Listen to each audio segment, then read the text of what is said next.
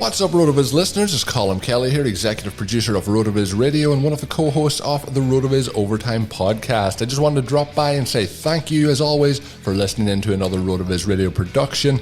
As a loyal podcast listener, you can save yourself 10% off a RotoViz NFL pass right now at rotoviz.com/podcast or by simply adding the code RVRadio2021 at checkout. That'll get you access to all of the content and tools on the RotoViz website, the best tools and content in the business for the best listeners in the business. As always, we do appreciate you listening to each and every show, and if you do have 5, 10, 15 seconds to spare, please drop a rating for today's show on your favorite podcast app. It is much appreciated. With all that said, thank you once again for tuning in. I hope you have a great day. Now let's get back to the show. We're talking prospects on RotoViz Radio. What's up, RotoViz?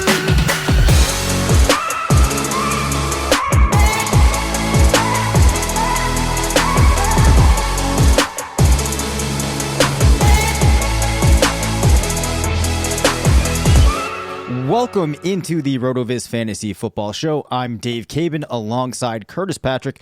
We are two of the owners here at RotoViz.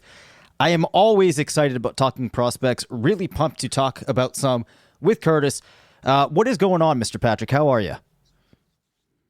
I'm great, man. I'm actually off of work, off the day job this week. So just totally all about fantasy, getting some time to recharge with the family, some special time with the kiddos as they're on spring break. So, that always fills up my cup a little bit. And I'm simultaneously, as I'm talking about filling up a cup, I'm also emptying a cup.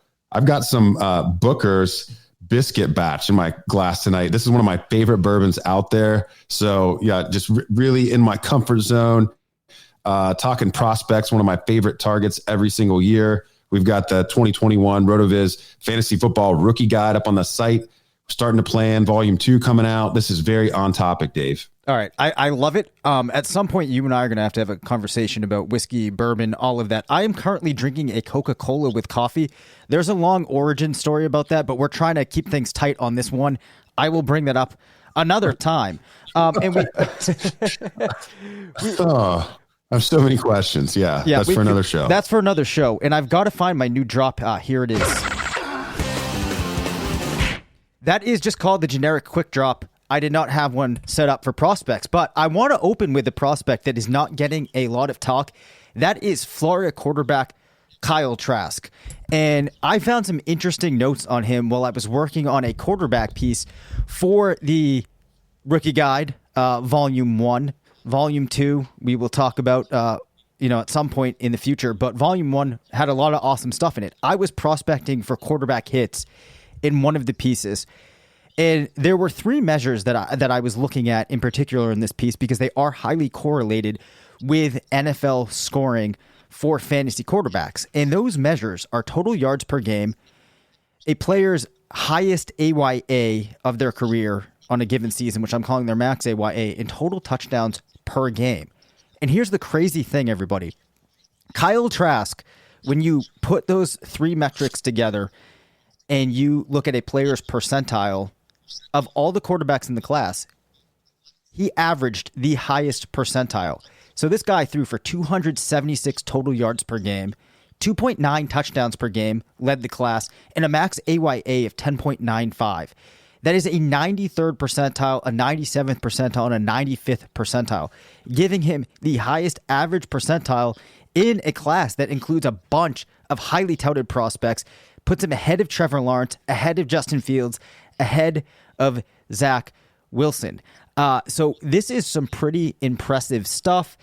I do think, though, that there are reasons that we're not hearing too much talk about him, Curtis. Right? If you look at these scouting reports, he's basically a statue. Does not help out his offensive line by really showing any mobility. Is going to have to be a pure pocket passer. And in today's fantasy landscape, maybe we won't be that interested in a guy like him. We're also seeing him go as a projected second rounder, which obviously does not help him from a fantasy perspective or a real life perspective for that matter. But those are encouraging numbers. Do you have anything to add on Trask as to why you think that there's not more excitement for him? I think you covered it. The scouting reports that I've read, from the guys that do this more, the film and analysis side of it, he's not the best decision maker per se, on top of not making plays with his legs. So, I don't know. For me, I just don't think the fantasy upside is there. I would like to lump him in with guys who a range of outcomes is it's very likely he'll make some NFL starts, but very unlikely he ever becomes like a franchise multiple year starter. I would put him in kind of a category Mason Rudolph to Nick Foles in that area. So he probably has more super flex value than he's being treated with in rookie drafts at this point. Doesn't seem to be a lot of interest there, but he probably deserves to be selected in the second round, before the end of the second, even in early super flex rookie drafts. But, 54 career rushing yards in 2 full seasons starting. I mean, that's not what we really like to see from a guy with his size. I mean, he's a giant. He's 6'5", 240. He's like, mid 90s prototype for a quarterback. Like he's Peyton Manning size. Okay. 8 rushing touchdowns. So he can score on quarterback sneaks. So maybe, there's a little Ben Roethlisberger, element there, Peyton Manning element there. But yeah, I'm going to put the range of outcomes between Mason Rudolph and Nick Foles. And and when you look at it that way, maybe there really isn't much to be excited about. The RotoViz box score scout, by the way, actually, those are 2 of his top 7 comps. And that's even if I give him first round draft capital. So for those of you unfamiliar with the box score scout, you can go in and edit a lot of the major variables for a prospect. And since we don't know draft capital yet for Kyle Trask, I just gave him a draft position of 30. That kind of presumes that, maybe somebody trades up to the end of the first round and selects him. But most of his comps there end up being busts from the top 10. So like Josh Rosen and then middle round EJ Manuel, or guys who just weren't even drafted in the second round altogether. So we get a bunch of third rounders, actually. Nick Foles, we get Mason Rudolph, we get Ryan Mallett, another interesting one there. So yeah, not much to be excited about from an upside perspective. Fair enough. The other really interesting player that I want to talk about that while I was working on an article last week popped up for me was Jarrett Patterson.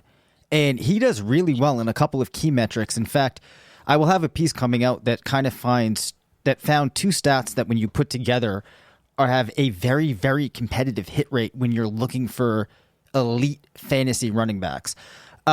If you look at scouting reports on Patterson, you'll see things noting that he's patient, has good vision, that he's elusive, did not demonstrate much catchability in college, but does look to be good in pass protection, forces misses near the line of scrimmage, really, really good yards after contact, and broken tackles. Actually led the class in yards after contact per attempt. Now, the thing, though, about Jared Patterson is he played his college ball at Buffalo, which may inflate some of the numbers. As a freshman, had a total of 14 rushing touchdowns, went over 1,013 yards, comes back as a sophomore, produces 19 touchdowns and almost and 5.77 yards per carry, 1,800 yards on the ground, a rushing adjusted yards market share of 58%, an RB dominator of 60.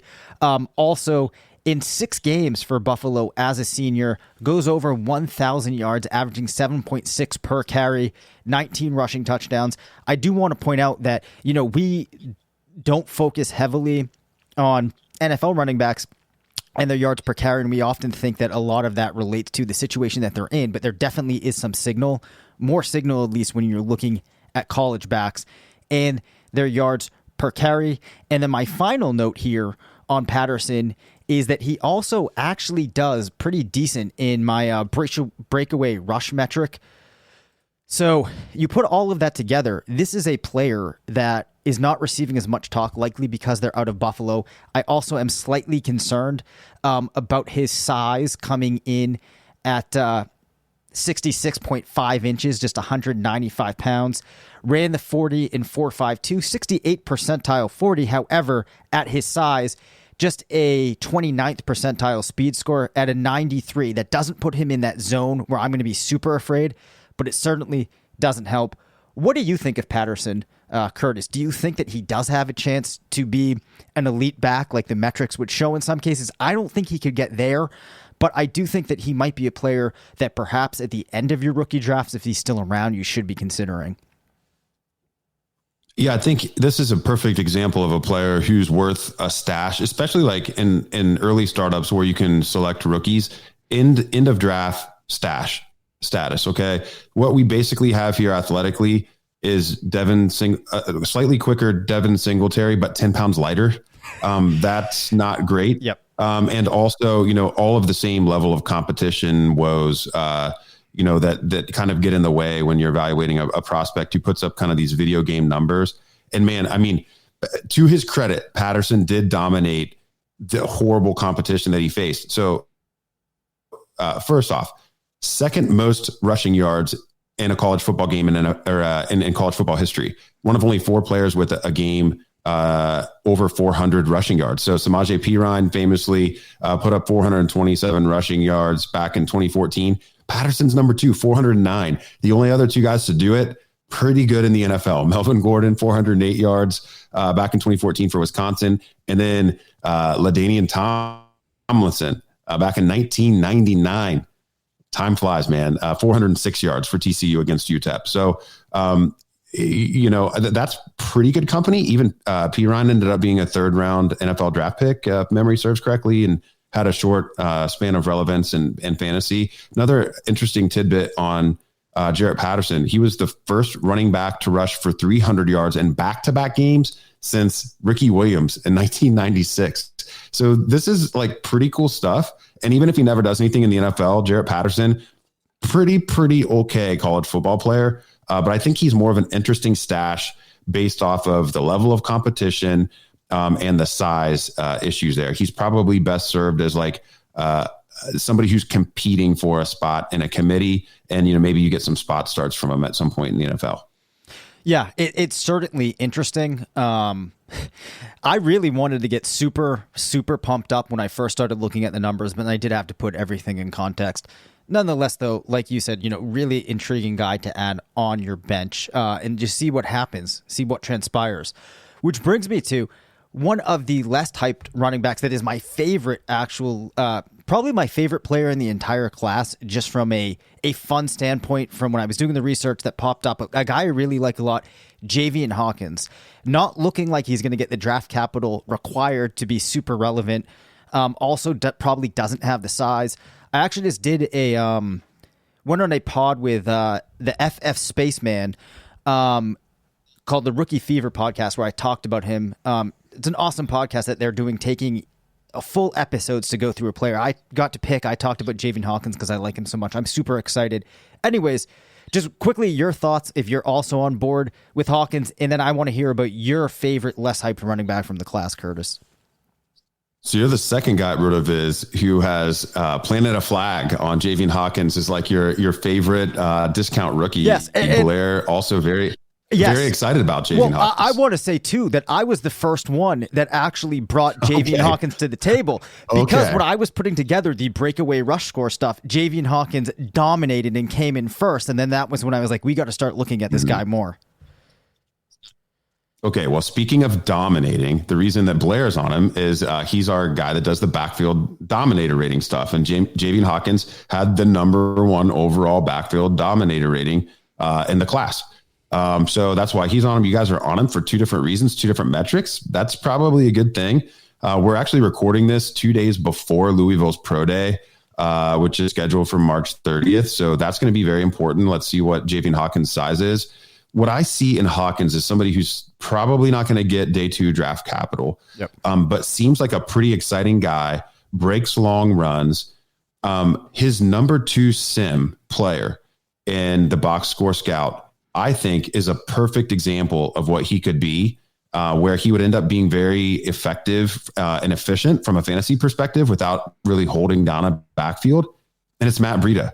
That's his number 2. I really love that sim for Javian Hawkins. It's exactly the type of player that I think he could be in the NFL. And that's exciting. Like, not everyone ends up being Christian McCaffrey. So if you can get at Matt Breida, who ends up being, an RB1 for handfuls of games at a time, at a relative discount in your rookie drafts. Like, that's pretty cool stuff. Yeah, and then the final note that I will share on Hawkins, that like the really cool thing that he does just from a playing football perspective is there are so many plays, if you watch the film on him, where he breaks to the right side of the field, there's nothing there, and then just cuts back left, reverses the field, and just breaks away and goes for like 45 yards to the end zone, and he does that a lot. So really fun player. But it looked like you also had another back that you wanted to talk about. Yeah, this is another guy that performs well in both of the metrics we were, just talking about. In the breakaway rush score, he's third in the class there, and he's actually second best in backfield dominator rating. So another guy that maybe he's the number 2 for each of you and Blair, because he performs well in your metrics. Yeah. But this is a guy who performed early on in his college career. I like to call him the Juju Smith-Schuster of running backs in this class, because he broke out early and then kind of has just been hanging around. Mm-hmm. But he weighs in at 216 pounds. I mean, he has workhorse within his range of outcomes here, and it's Jamar Jefferson out of Oregon State. So also kind of universally viewed outside of that top tier of running backs, maybe even outside of that second tier, if you want to give Javonte Williams his own tier. There, behind the consensus top 2 of Travis Etienne and Najee Harris. So that's a good pair of guys there. In Javian Hawkins as a breakaway player, Jamar Jefferson maybe slightly less good at breaking away, but maybe more of the requisite NFL size for a 3-down back. Yeah, the interesting thing I find too about Jefferson is I have checked out some of the thoughts from different outlets, and I have seen places where he's basically like an afterthought, and he's not getting a lot of recognition. And in my opinion, he's a player that should be getting into the same type of discussion as a guy like Michael Carter. So depending on who you're drafting with, there might be a lot of people that aren't even thinking about him. And he's one of those guys that, given the size that you mentioned, actually has a more likely path to getting a relevant role on an NFL team than a guy like Javian Hawkins. So I'm actually fairly interested in him, and will definitely be having him on my list of guys that I'm waiting to see where they fall to me in my drafts. He's going to end up in the NFC West for sure. Basically, I think nobody wants to watch Oregon State play football, so it's going to be a local scout that's on it. Like I could really see him ending up in like San Francisco, Brita now in their backfield. Like I'm really not joking. I think he's going to end up on the West Coast just from a scouting perspective. Yep. You want to mention Amon-Ra St. Brown real quick? Yes, I do. So, wide receiver from USC. We know about the family, right? His brother, Equanimous. This is a family that plays a lot of football, and it's actually possible that Amon-Ra might be the best player of the bunch. So, very young, just 21, 7'1", 71 inches, so putting him in at 5'11", 197 pounds. Interesting pro day results. Ran a 4.51, that's a 50th percentile 40.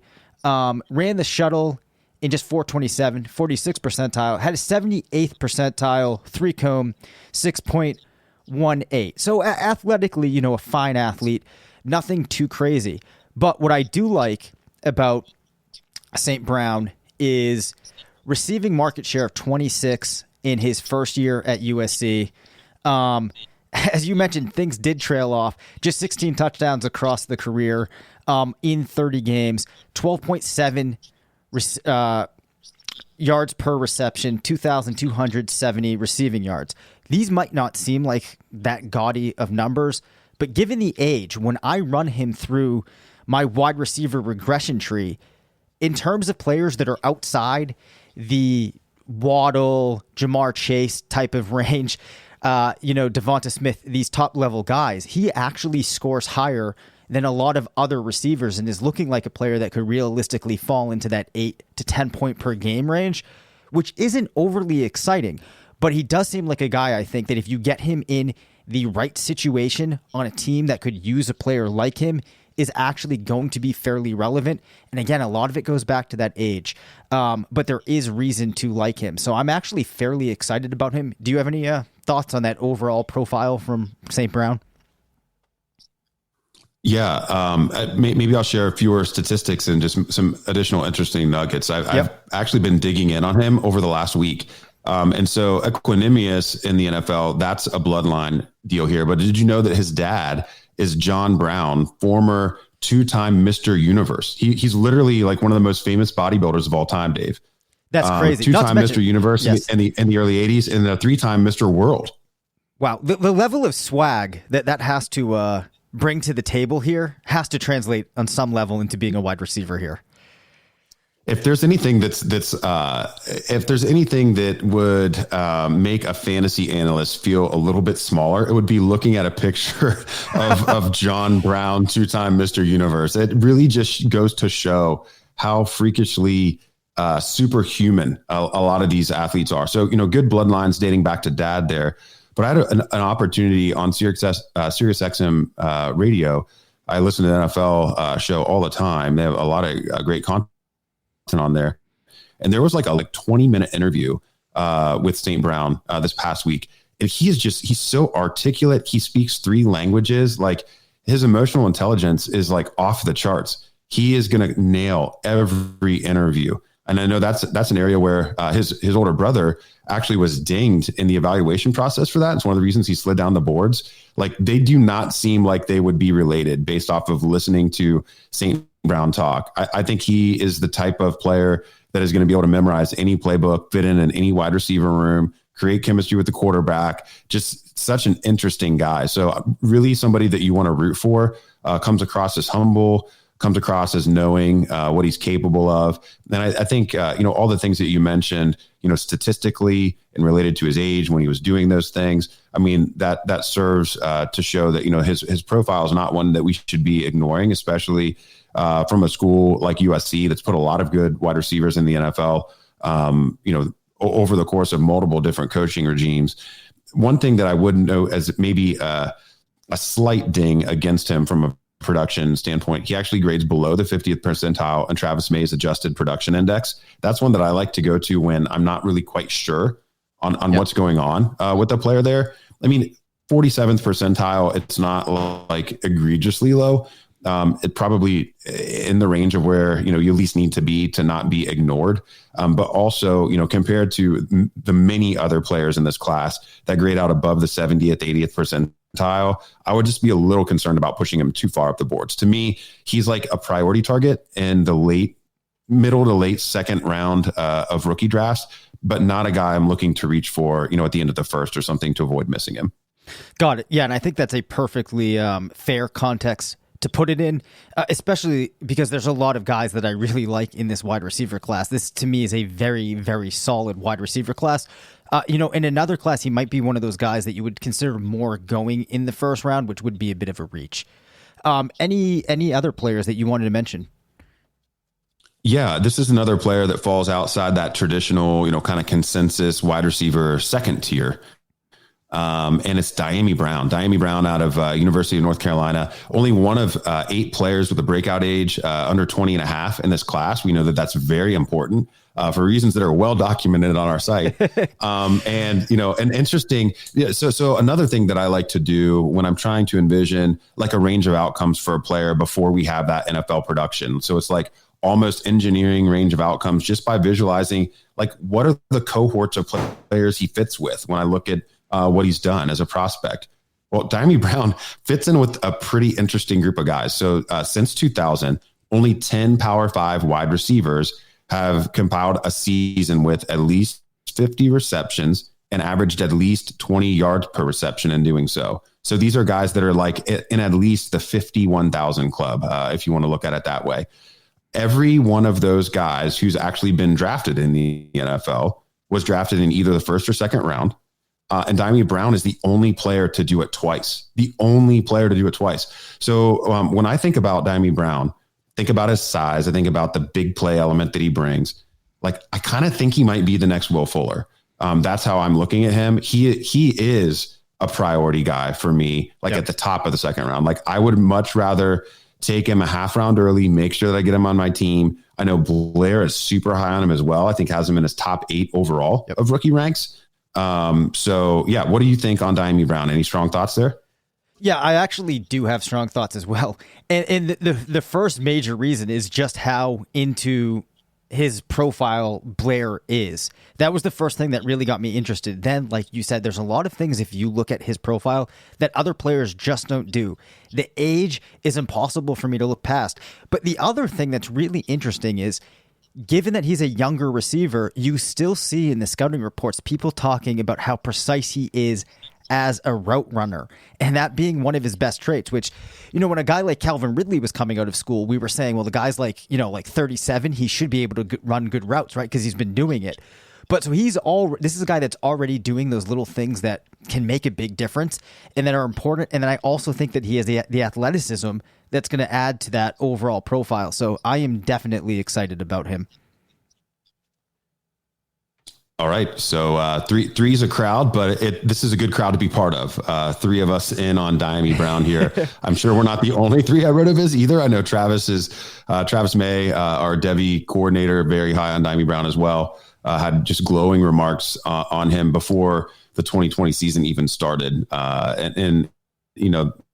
He's a guy that I really trust when it comes to evaluating players. Obviously, he spends all of his time checking out these college football prospects. So Diami Brown, if you're taking notes, priority target at the top of the second round in your rookie drafts this year. Yeah, and Travis, like you said, he's incredible with keeping track of these guys. Like the amount of stuff that he knows on these players before they've even come into the discussion as NFL prospects is insane.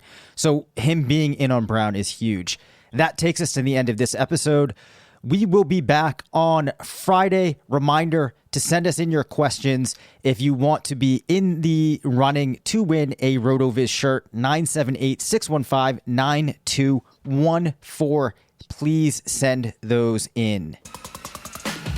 Thanks for listening to the RotoViz Fantasy Football Show. Don't forget to rate, review, and subscribe. Follow us on Twitter at DaveCabinFF and at CPatrickNFL. Email us at rotovizffshow@gmail.com. Visit rotoviz.com/podcast for more information on listener-only discounts.